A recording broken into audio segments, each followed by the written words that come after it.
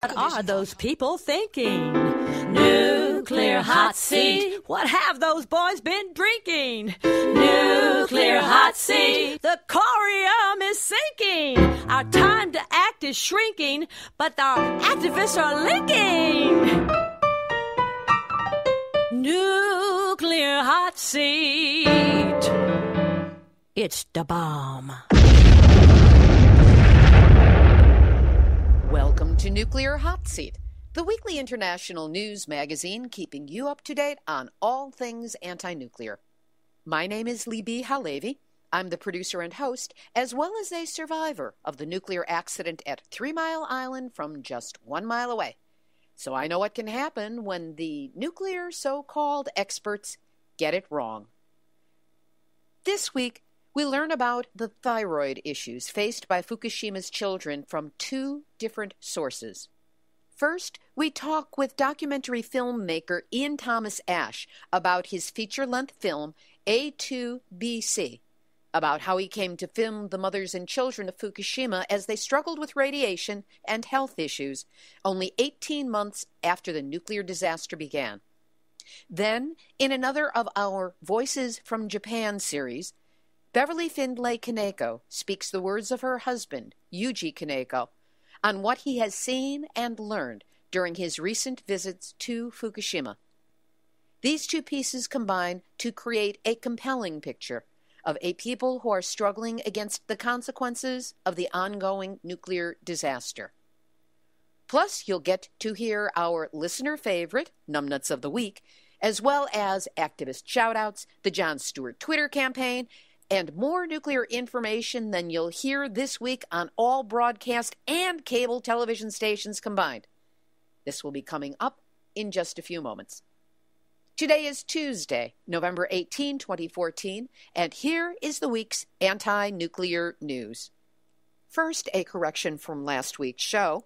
In the special report by Sean McKee, a.k.a. Arclight, he said, recent findings and admissions by the UK government that depleted uranium has caused similar genomic problems in Iraq veterans was a bit of an overstatement.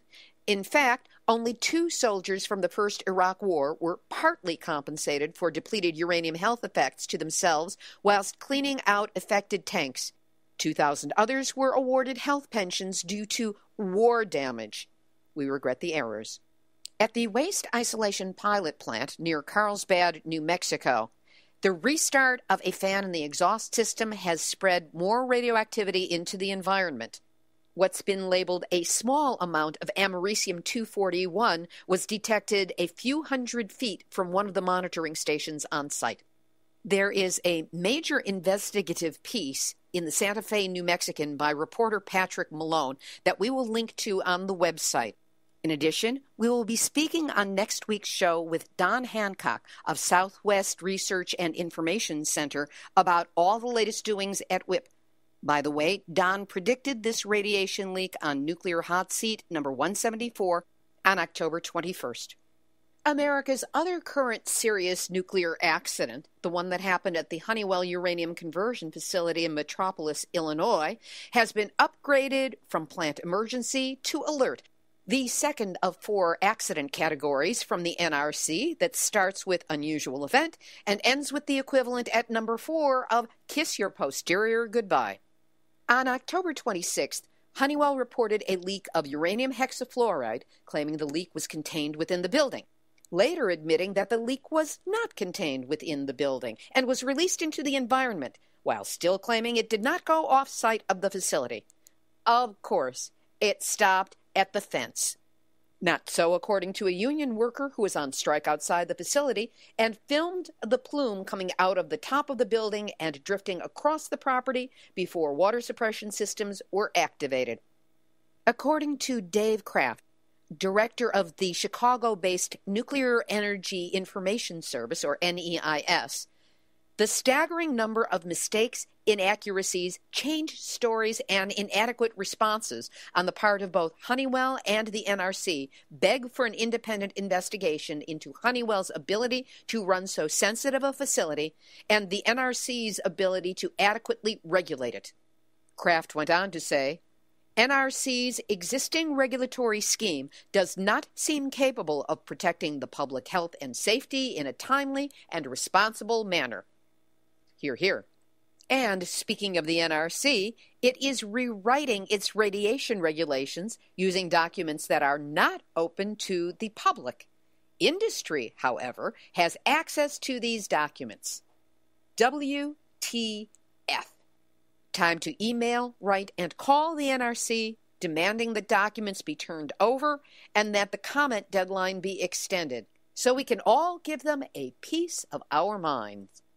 And the NRC's outgoing chair, Alison McFarlane, told the National Press Club in D.C. that the NRC's rules are not geared for supervising the decommissioning of nuclear reactors, but rather, about 15 years ago, set itself up to oversee more reactor construction. Professor McFarlane, who leaves the wonderland of the NRC back to academia at the end of this year, said that the future of a proposed nuclear waste repository at Yucca Mountain near Las Vegas was still far from assured, despite the coming changes of party control in the Senate. And she offered another piece of advice for the next chairman. Get rid of the acronyms. Ba-bam! And the Pacific starfish die-off is now being blamed on a virus, formerly benign, but somehow it mutated. And while half the scientists and articles cited mention the M word, mutation, none of them managed to put it together with the F word, Fukushima. Speaking of which, last week, Arnie Gundersen spoke about the radiation spike at Fukushima following the rains that came from the 2 typhoons in October. Now we're seeing that the radiation readings that were so outrageously high last week have risen yet again and are up as much as 40,000% in 10 days. These were readings from the wells next to Unit 1 and 2 and included readings for radioactive cesium-134, 137, and manganese-54. As if that's not bad enough, Japan has chosen to incinerate tons of radioactive waste. It doesn't destroy the radiation, it just recycles it and redistributes it as smoke and ash. We'll have more on that during the Voices from Japan segment of our interviews today. At the Fukushima Daiichi site, a barrier designed to prevent radioactive water from entering underground tunnels is likely not doing its job. Ya think? On November 17, TEPCO drained 200,000 liters of water out of the Unit 2 trench after they declared that the end near the turbine building needed to be sealed. But after the water level only went down a fraction of the level they assumed it should have, they declared that the water must be coming from somewhere else, where they didn't seem to know, and they decided on a plan to fill the tunnels with cement before they are completely drained.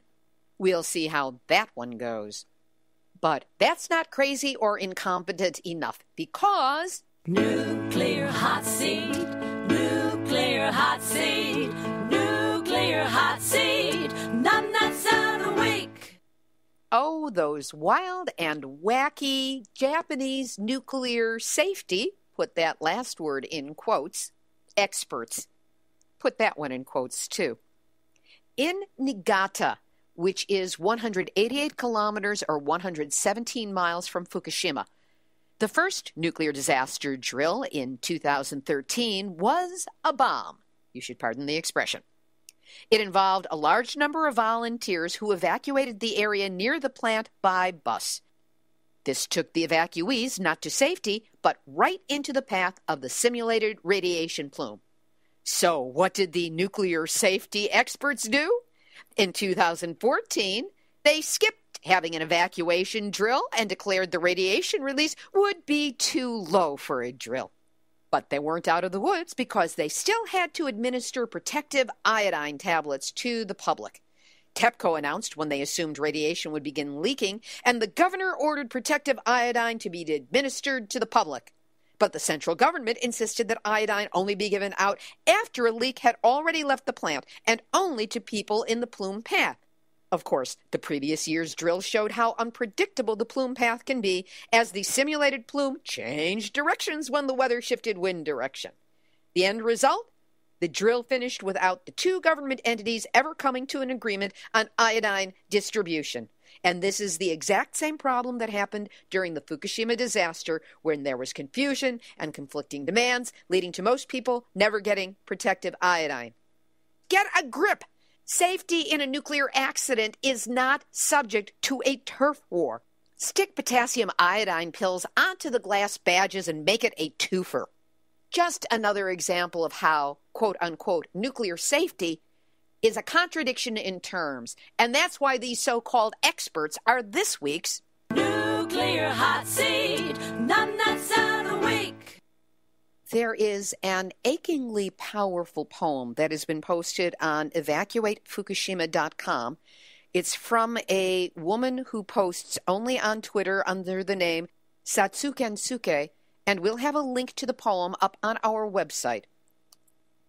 And a South Korean court for the first time has ruled in favor of a plaintiff claiming a link between radiation from a nuclear power plant and cancer, a verdict that could trigger similar lawsuits in a country that depends heavily on nuclear power. Can you imagine what a ruling like that would do here in the good old US of A? Make the nuke industry nuts. And finally, there is an achingly powerful poem that has been posted on evacuatefukushima.com. It's from a woman who posts only on Twitter under the name Satsukensuke, and we'll have a link to the poem up on our website. We'll have our featured interviews in just a moment, but first, if you'd like a good read to curl up in bed with on a cold, snowy winter night, I suggest Yes, I Glow in the Dark, 1 mile from 3 Mile Island to Fukushima and beyond. Admittedly, I'm prejudiced because I wrote it. But I happen to think it's pretty good, and so have the people who have left 5-star reviews on Amazon. It is available as an Amazon Kindle. Hopefully by next year it's going to be in a book as well. But for now, you can read it electronically on any of your devices. Available at Amazon Kindle, just write Yes, I Glow in the Dark in the search box, and it will pop up. Once you read it, feel free to leave a 5-star review of your own.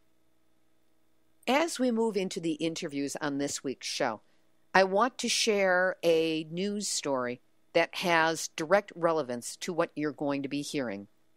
We've learned that Fukushima children who have already been diagnosed with thyroid cancers are now finding that cancer is spreading to their lymph nodes and lungs. This is even if their thyroids have already been surgically removed. The numbers of cancer cases are climbing high enough that doctors and researchers across Japan are starting to question current data provided by the Fukushima Medical University. 370,000 children under the age of 18 at the time of the nuclear accident are subject to thyroid examination, and so far, 50 have been confirmed to have cancer and 39 are suspect. To put this in context, the last time that there were suspected cases of thyroid cancer, 98% of them turned out to be cancer.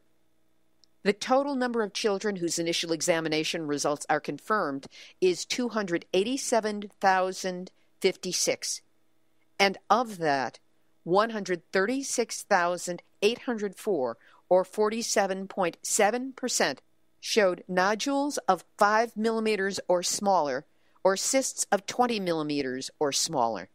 This diagnosis is known as A2.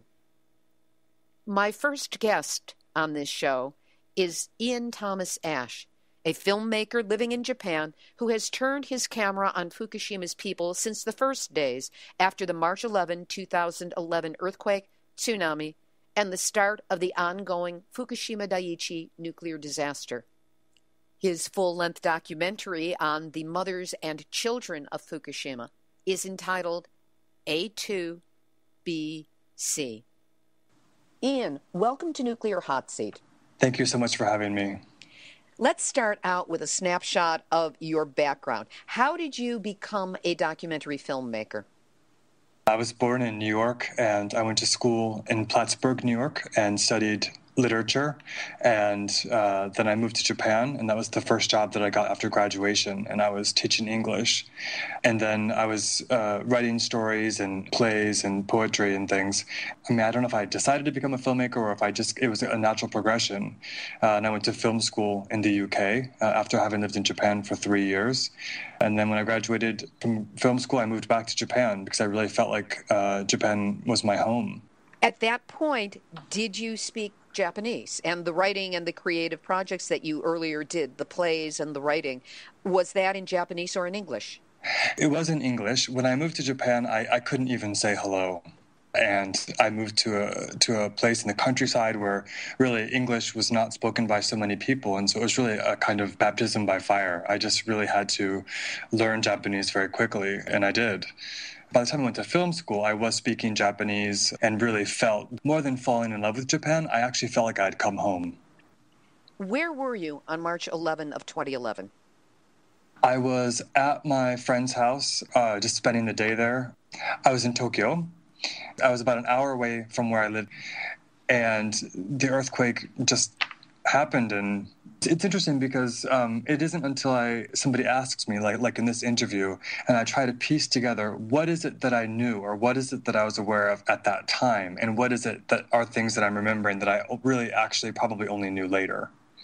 At that time, were you aware? Was there alarm? Was there any sense that something larger than just a major earthquake had happened? No. At first, we thought that it was a big earthquake and that it was only that big and that it had only happened in Tokyo. There was glass that was broken in my friend's house. Everything out of the refrigerator had come, onto the floor. So we got really busy just sort of cleaning up her house. It wasn't until several hours later that we turned the TV on and realized that it was something that was much, much bigger than what had happened just in Tokyo. How did you become aware of the problem at Fukushima Daiichi? My dad called me from America and said, I'm not really sure what's going on, but this is what we're hearing. He's actually a priest, but before he went to seminary, he was working in nuclear power plants. And so he had a background, some kind of reference that he was coming from. I mean, he probably only knew what was being told online, but he was doing a lot of reading, a lot of researching, and I don't think he certainly didn't have any inside information. But yeah, I think his sense, as a person with some kind of history in that industry, and then also probably as a father, was just sort of saying, "Gosh, this is something that you really need to think about." When did you get the idea to shoot a film about Fukushima, and how did you get started with it? For like 2 days, I was just sort of thinking, I was listening to the news reports on the radio and looking online and watching footage, and I was kind of almost frozen or just sort of didn't really know what to do. And my brother called me and said, "Ian, you're a filmmaker, go out and film."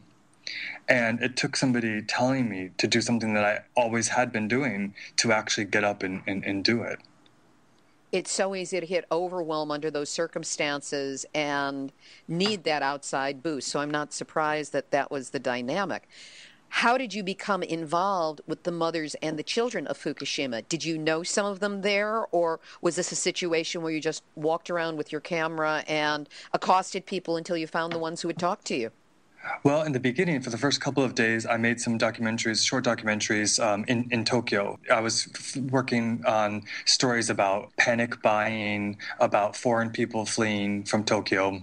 And I actually did a short documentary every day for the first week. And then a friend of mine told me about some missionaries that were getting supplies from the American bases that are here in Tokyo. And they were getting donations of toilet paper and different things and bringing them up to Tohoku. And so I called them up and asked them if I could take a ride up with them. Because at that point, the highway was closed. You had to have a special permit in order to get on the highway to go up there. And we actually were going to Ishinomaki, which is an area that was devastated by the tsunami, but it's north of Fukushima.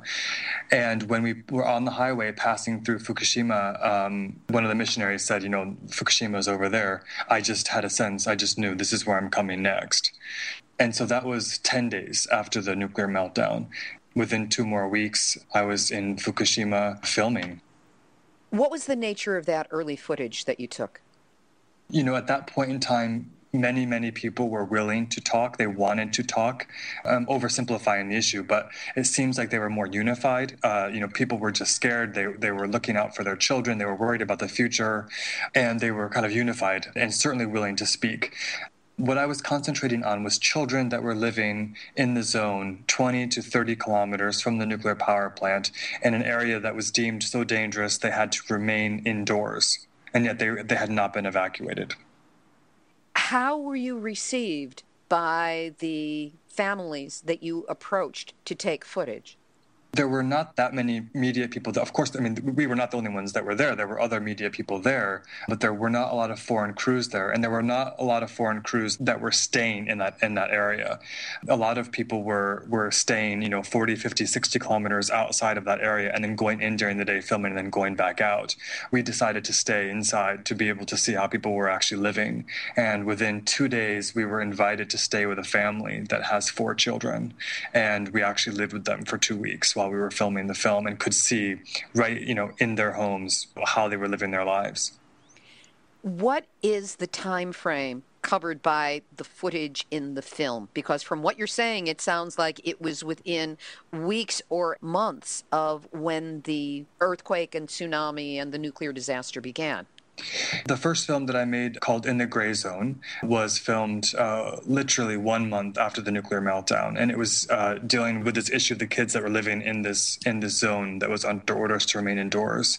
And then I continuously went back. So I made that film. 2012 is when it was released, and I kept going back to Fukushima every month. I was filming updates for my YouTube channel, doing other short documentaries in the area, and then 18 months later, when I met these mothers who were talking about the kind of thyroid cysts and nodules and other problems that their children were experiencing, I thought, wow, this is not just an update for the YouTube channel. This is another film. And that's when I made the film called A2BC, which is really, that's the work that people know of mine the most, but it's actually my second feature documentary that I filmed in Fukushima. As you were shooting A2BC, which I was privileged to see last Sunday in a screening in California and was astonishingly powerful, as you were shooting, what kind of response were you getting from the people who you were filming and those around them? It's so interesting, but it's also so scary that 18 months later, I found it much more difficult to find people who are willing to talk and people who are willing to talk on record. Why do you think that was? There was and there continues to be pressure on people to not speak out. Japan is a country where the expression that everybody uses is the nail that sticks up gets hammered down. And people are afraid to speak out and to be different. Did you see any discernible impact by the fact that you were filming? Were you getting interference? Were you getting more people coming forward? Was there a sense of relief or anxiety on the part of the individuals who you were actually filming? This is a really interesting question, and I think it's an extremely important question. The filming process, I think, it needs to be good for the people who are being filmed. And as a filmmaker, we must not exploit people for the good of the project, for example. And so, yes, that having their stories being listened to and having their stories treated with respect, I do hope, certainly, that it was a good experience for these mothers, even if it was only short-lived, even if at the end of the filming, on some level, I hope that it was some kind of relief for them. They also were able to introduce me to other mothers who wanted to speak. And so when I found the first few families that were willing to speak, they were able to introduce me to people in their circle that wanted to speak. So it kind of grew from there. The title A2BC is a bit cryptic to those who haven't already seen the film. Explain what the title means. A2BC are classifications of thyroid cysts and nodules. I want to make it clear that I'm a filmmaker and not a doctor, and so I'm going to explain it in an overly simplified filmmaker's point of view. A2 are thyroid cysts. It's one or more thyroid cysts or nodules that are less than 20 millimeters in size. And so A2 is something, it's a very, very wide category. There's no distinction between having one thyroid cyst and having 20 thyroid cysts. No distinction between having them spread out over the thyroid versus being all clumped together. And medically, we know that there is a very big difference between those two things, but the classification that the government is using makes no distinction. And there's certainly a difference between having a thyroid nodule that is 1 millimeter versus 19.9 millimeters. So A2 is kind of the biggest category. And then B would be, they really need a second examination, really a follow-up examination quite quickly. And C would be asking for a biopsy right now. The content of the film I found tremendously moving because you took almost a Frederick Wiseman approach, if I may parallel you with that documentarian, in that you didn't intrude on the narrative. The only time you were present was if you engaged in a little bit of conversation with the people who were there in the process of getting the footage. How intentional was that, and is that your usual style, or was it something you adopted for this film? It is my usual style. I do not use music. I do not use narration. And the reason for that is that when I go to see a film, I want to be able to think about what I've seen and to be able to come to my own conclusion about what I've seen. And I don't like to be spoken down to or told what to think. And so I wanted the stories, the very powerful stories of the mothers in the film to stand on their own. And there's absolutely nothing I could say in a narration to try to explain or tell people what I think they should be thinking about this. And so I wanted people to hear those stories directly and then come to their own conclusion. When did the film come out? How have you released it? And what has been the response? The film, initially, it was difficult for me to get anyone interested in watching the film here in Japan. And I was told, one of my film colleagues said, "You've done nothing but document fear. And there is no basis for thinking that there's really anything happening or that there's any connection to radiation. There's no proof." I don't agree with that assessment. I found it very difficult to get a distributor, to get really anybody interested in the film. So I began by sending it out to film festivals abroad. It's now been shown in more than 25 film festivals around the world. I guess my idea was, if I can get the film recognized abroad, I'm going to be able to re-import it back into Japan. It's a process called reverse importing. And so I took a domestic Japanese product, put it out there in the world, and then once it started to get recognition, there was no choice but to let it come back in. And I was able to find a Japanese distributor, but it took them, I think, 6 months to get a cinema to agree to show the film. We were sitting there just really puzzled, thinking, why are they not showing this film? Because, there was no reason to not show the film, except they were afraid of what the effect would be. Maybe they were afraid of pressure from the government. We had 2 cinemas say, as individual citizens, we want to show the film, but as a corporation, we cannot show the film.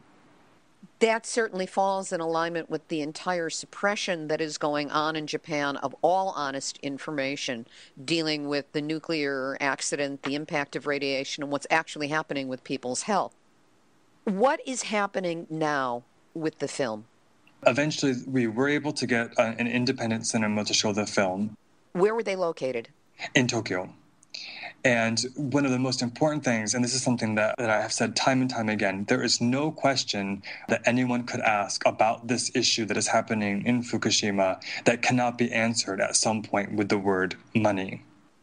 Every single thing comes down to money. And the reason why this independent cinema was able to show this film and films like this film is because they make their own programming decisions, because they own their own building and they own the land that it's built on.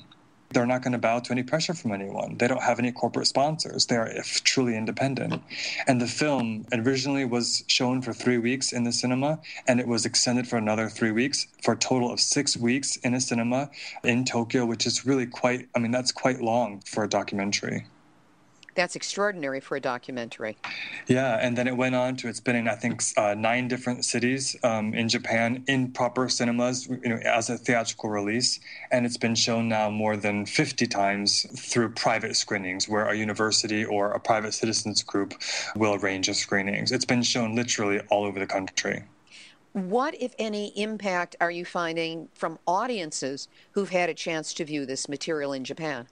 This is a difficult question to answer. One of the things that I think that we really struggle with is when somebody comes to see a film like this, that they know is about Fukushima, they know it's about a nuclear issue. Oftentimes, the people that come are people who are already thinking about nuclear issues. They're people who are already thinking about Fukushima. And so my hope is certainly that it will inspire them, or that it will renew those feelings within them, and that it will charge them to want to find out more and to take action. But how many people who don't already know that it's a problem are coming to see the film? And that's really what we, I think, need to be doing, is how do we reach the audience who doesn't know about what's going on. And so it's hard to gauge how much effect is the film having, how much effect is anything that we're doing having. It's really hard to gauge that. The film seems to be a snapshot of a particular time after Fukushima, about a year to a year and a half in the aftermath of the disaster. What, if anything, has changed in the time since then that you are aware of? Well, I keep going back to Fukushima, and I am working on a third documentary. I think the biggest change that I've noticed, and one that is really the most scary, is that I'm finding that there are even fewer people that are willing to speak. And the people that are willing to speak, so many of them are not willing to show their faces, or some of them have even said to me that they will allow me to record them, but that I must alter their voice. So it sounds like the culture of fear has really taken hold as regards people who wish to speak honestly about their fears since Fukushima. Absolutely. And I think that there's a fear of censorship. The Japanese government has just passed this secrecy law last year, which is now going to come into effect in December. And so people are worried about, well, if I speak out, what's going to happen? The interesting thing about that is there a real possibility that the Japanese government will try to censor people? Yes, perhaps. But really, by just creating that law and creating that culture of fear, it's already having an effect, because people will start engaging in doing something called self-censorship. And so at this point, the Japanese government really doesn't have to do very much at all. They can just sit back and let people be afraid and let people self-censor. And then if people say, well, this is the climate that we're living in, the Japanese government can say, well, we didn't tell you not to publish that article. We didn't say anything. All they had to do was pass the law.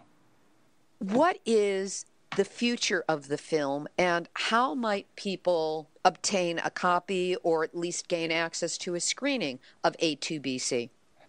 This is something that we're really struggling with right now, because the mothers have asked me, please do not release the film online, and please do not release the DVD. And so my hands are really tied about what to do with it, because of course I want, and they want, as many people as possible to see their story and to see what's happening, and yet they are very afraid of retribution. And so how do we get the story out and still protect the people in the film? Because my job is not only to get the story out, but it's also to protect the people in the film. So it's not okay for us to sacrifice the people that are in the film for the greater good. And so one of my fears actually is that somebody's going to get a hold of the film and think people just have got to see the film now and put it online. I understand that way of thinking. I understand why they would think that would be helpful, but it would not be helpful to the people that are in the film. And so I'm really between a rock and a hard place right now. I don't have an international distributor, and so I'm handling private screenings by myself. And so if somebody wants to show the film, then they contact me through the website, and then I send them a DVD. They show the DVD, and then they send the DVD back to me. It's a huge process. It takes a lot of time. I'm really trying to think about how to streamline that process and make it a bit easier. So this is a shout out to the Nuclear Hot Seat listening audience. Certainly, if you want to arrange a screening and wish to contact Ian, what's the best way to do so? Through my website. It's www.a2documentary.com.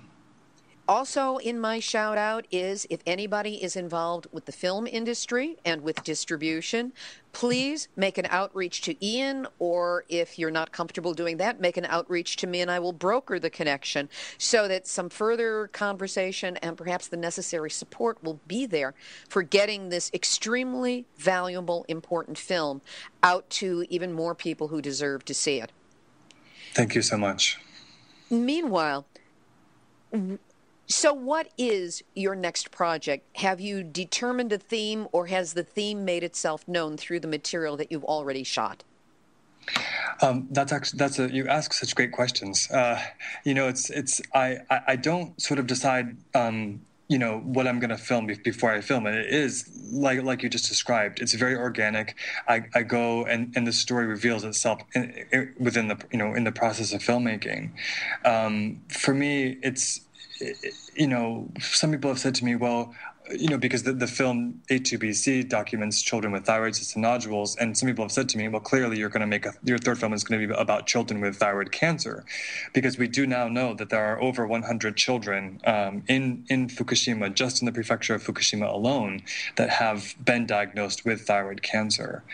But that is not the main theme of the new film. I think that if we only think about thyroid cancer, we're gonna really be missing the point, because thyroid cancer is a terrible thing, and it's something that we must be very aware of and must document and get and be aware of. But it is not the only thing that is happening to these people, and it's only just the tip of the iceberg.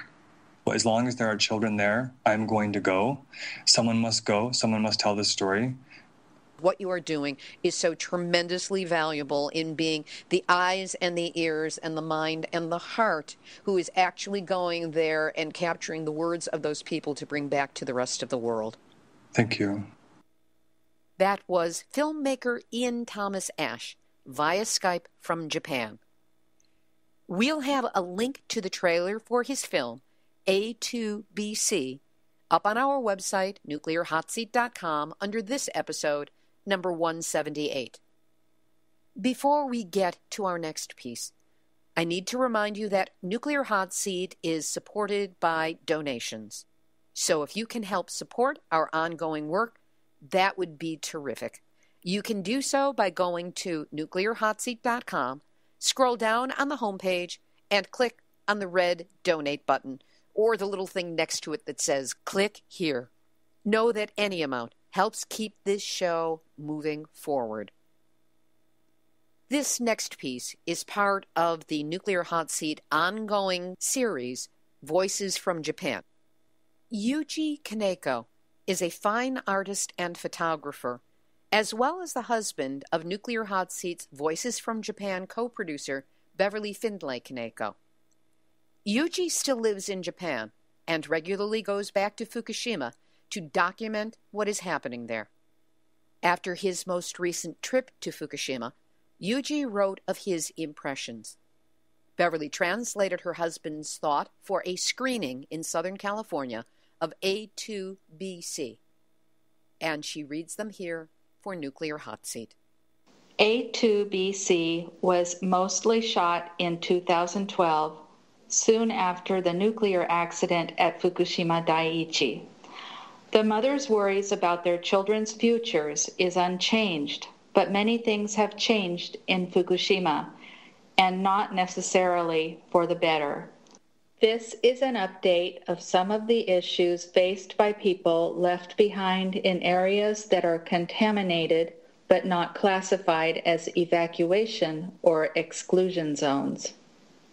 As you disembark at Fukushima Station, where the bullet train stops, you will not encounter warning signs or information about radiation. There is a shop featuring local farm products. There are exhibits advertising local festivals. It is all tourism related. This may sound surprising. When you leave the station and head into town, you will not see children wearing masks like they do in A2BC. You won't see kids wearing glass badges either. If you peek into a schoolyard, you will see everyone playing outdoors. The school lunch program promotes Fukushima-sourced products. If you go to the supermarket, the seafood section is well stocked with fish from the seas off of Tohoku. This picture is no different than what you would see in Tokyo, Osaka, Sapporo, or any other city in Japan. But is Fukushima really back to normal? If you walk beyond the main arteries of the city to the back streets, the scenery changes, and the struggle to contain the uncontainable, invisible enemy of radiation is visible to those who keep their eyes open. First, the decontamination efforts of people's homes, schools, and major city streets has progressed, but is causing new problems. Radioactive contamination does not go away. Things that are contaminated can only be washed down, allowing radionuclides to flow to the street, into the rivers and ocean, bagged up and moved elsewhere to be buried or incinerated, all of which cause a host of other problems. The industry's ultimate solution to pollution is dilution. On recent trips to Fukushima, these are some of the things that we have witnessed and photographed. There is a temporary storage facility for radioactive decontamination debris from houses and gardens and hillsides at the entrance of Shinobuyama Park, which is right near Fukushima Station. This material used to be kept on people's property, in their gardens, and right by their front doors. It was also stored on school premises. The bags were only designed to hold up for 2 or 3 years.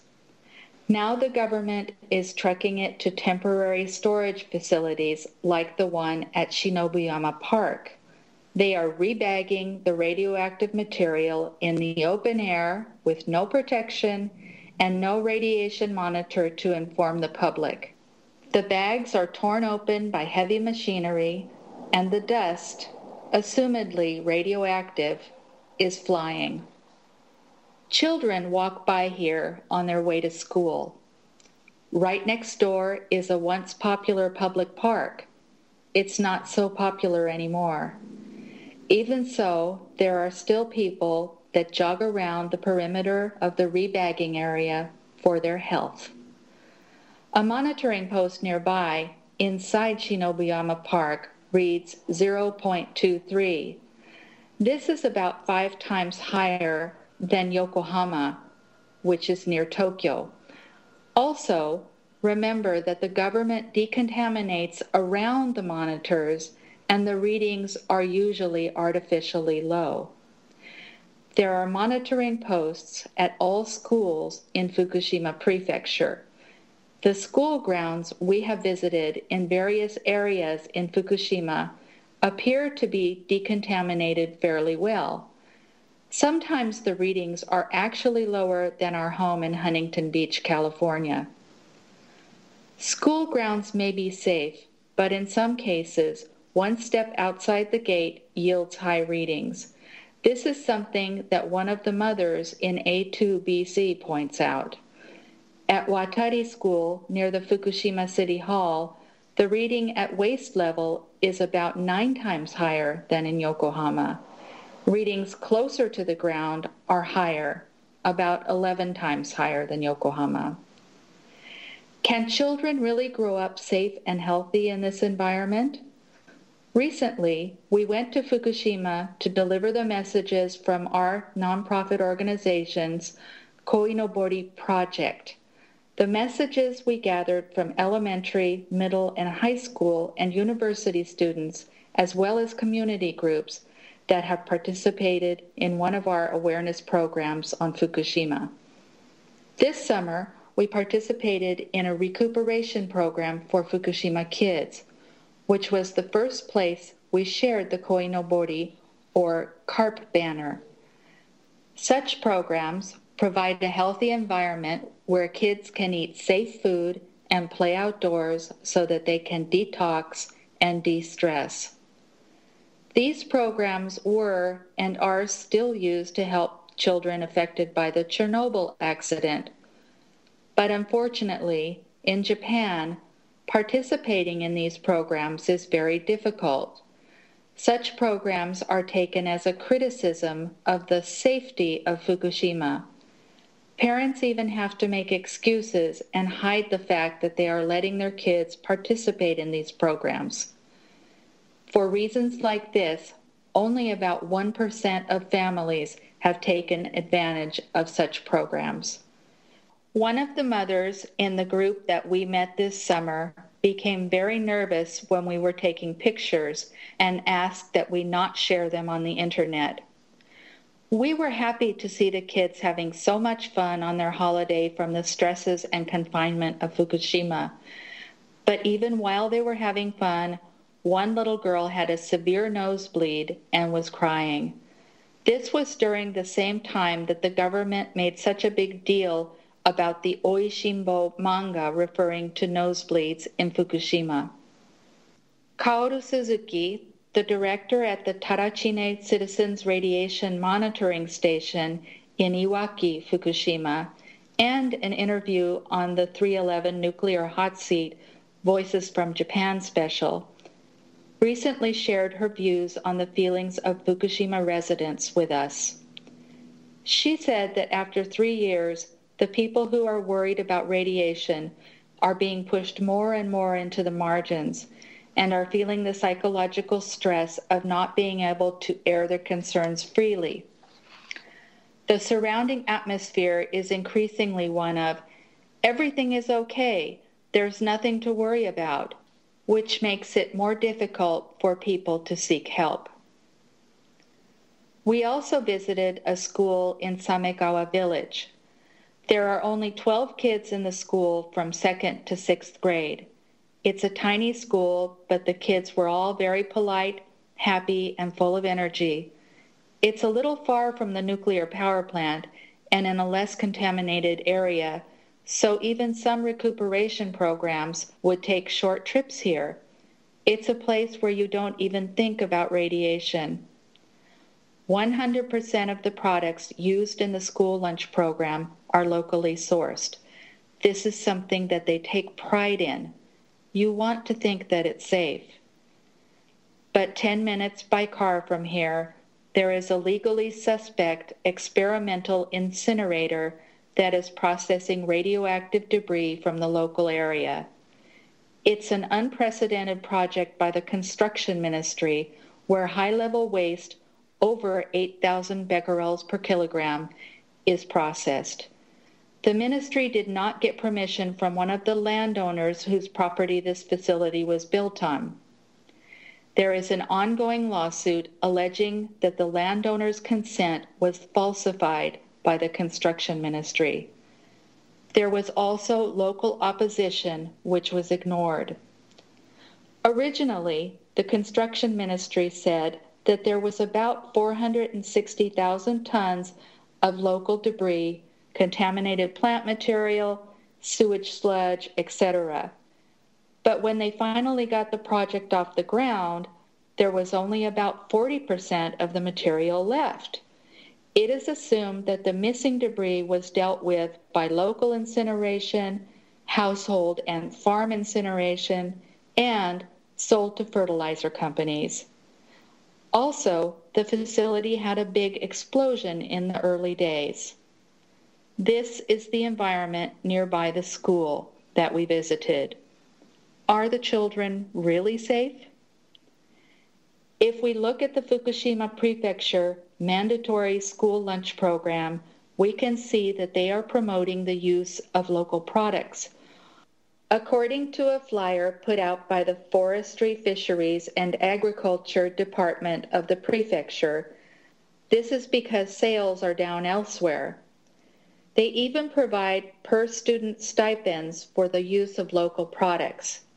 Is this really the right thing to do? Many countries around the world still ban the import of products from Fukushima Prefecture due to contamination. There is a list of products that the United States bans, and it is posted on the Japanese Ministry of Agriculture website. We were really happy to be able to deliver our messages of encouragement and hope to the children in Japan, but we had to promise not to talk about the nuclear power plant or radiation. Whether this was to avoid hurting the children's feelings or to help conceal inconvenient truths for the authorities, or a combination of the two, it is not for us to say. But our silence will not prevent radiation from harming the health of these children. At Chernobyl, with the passing of time, children began experiencing more and more health problems. In Fukushima, there are already 104 children that have been diagnosed with thyroid cancer. The government continues to deny the connection with radiation. It is a very difficult situation.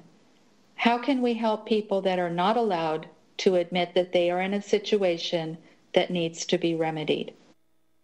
That was Beverly Findlay-Kaneko reading the words of her husband, Yuji Kaneko. We have some of Yuji's photos from his recent trip to Fukushima Prefecture up on our website, nuclearhotseat.com, under this week's episode, number 178. Many thanks to Yuji for his words, his images, and his bravery. Activist shout-outs. You know, the KPFA Project Censored interview that Kimberly Roberson of Fukushima Fallout Awareness Network and I did on Friday, November 14, seems to have knocked it out of the park, if listener response is any way to measure it. We packed as much information as we could into the hour-long show, supported by the superb questions from hosts Mickey Huff and Peter Phillips. We covered everything from soup to NUMNUTZ. We discussed Fukushima, explained a bit about how radiation works, talked about food contamination issues, and how to help your body maintain the best possible health in an increasingly radioactive world. There's a link to Project Censored up on the Nuclear Hot Seat website for you to listen, download, and, here's the ask, pass along. The show is an overview of nuclear issues, as thorough as we could make it, with not just the bad news, but suggestions of ways to get involved and become self-empowered in both politics and health, which makes it a great piece to share. So that's what we're asking you to do. We're asking you to find 3 individuals who could benefit from the information and send it to them. Make it an email, a Facebook post, a Facebook message. Hey, you might even go old-fashioned and make it a letter. Whew! Do they still do that anymore? As to who you might send it to, besides your Aunt Ethel, you could aim for local news reporters, editors, news directors, politicians from local to state to federal levels. And don't forget about your Public Utilities Commission. They really need to know this information. Send it to teachers, community activists, mommy groups, retirees looking for something to do, and kids who don't think they can make a difference in the world but would try if they only knew how.